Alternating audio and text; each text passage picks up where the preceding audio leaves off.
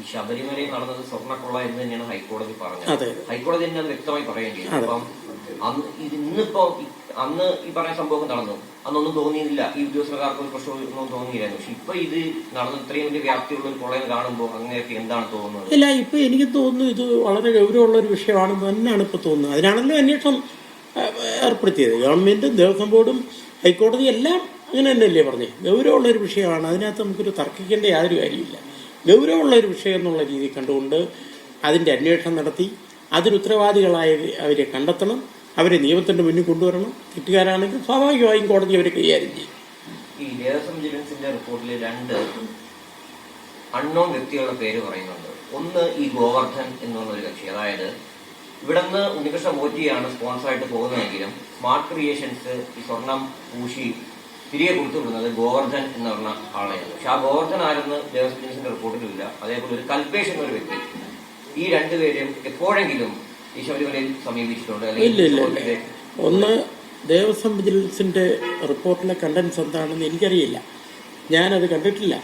എന്നോട് ആരെങ്കിലും ആ റിപ്പോർട്ടിന്റെ ഉള്ളടക്കത്തെ പറ്റി സംസാരിച്ചിട്ടില്ല. ഈ പറയുന്ന വ്യക്തികളെ പറ്റി എനിക്ക് യാതൊരു വിവരവുമില്ല.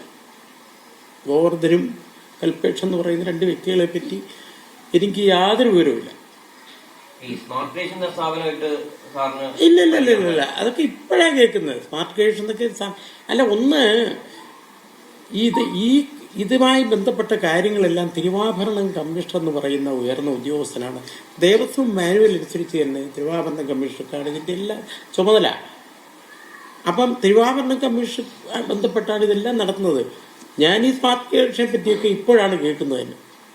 ഈ ലാഘവത്തോടെയാണ് ഈ കാര്യം ഒന്ന് കൈകാര്യം ചെയ്തതായിട്ട് സാർ തോന്നുന്നുണ്ട്. കാരണം ഇത്രയും വലിയ ശബരിമലയിലെ സ്വർണ്ണമൊക്കെ ഒരാളുടെ കൊടുത്തു വിടുക, ദേവസ്വം മാനുവലിന് വിരുദ്ധമായിട്ടൊക്കെ പ്രവർത്തിക്കുക, അപ്പോൾ ഒട്ടും ഒരു ജാഗ്രത കാണിച്ചില്ല എന്ന് തോന്നുന്നു. അല്ല, അതില് കൊടുത്തുവിട്ടതൊന്നും ഞാനല്ല, എനിക്കറിഞ്ഞൂടാ. അതുമായി ബന്ധപ്പെട്ട രേഖകളും തന്നെ ഞാൻ കണ്ടിട്ടില്ല.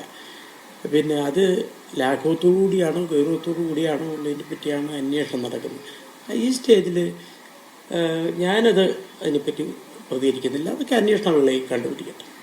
ഈ അടിസ്ഥാന കാര്യമായിരുന്നു ഒരു വസ്തു പുറത്തു കൊണ്ടുപോയി തിരികെ ശബരിമല എത്തിക്കുമ്പോൾ അതിന്റെ തൂക്കം രേഖപ്പെടുത്തുക എന്നുള്ളത്. അതുപോലും ഈ പറയുന്ന സ്വർണ്ണ പൂശിയ പാളികൾ എത്തിച്ച ശേഷം ചെയ്തിട്ടില്ല. തിരുവാഭരണ കമ്മീഷണർ റിപ്പോർട്ടിൽ മഹസറിൽ ഇതൊന്നുമില്ല. എനിക്കറിയില്ല, ഞാൻ ഈ പറയുന്ന മഹസറും കണ്ടിട്ടില്ല. എനിക്ക് ആ മഹസറുമായിട്ട് ഒരു ബന്ധവുമില്ല.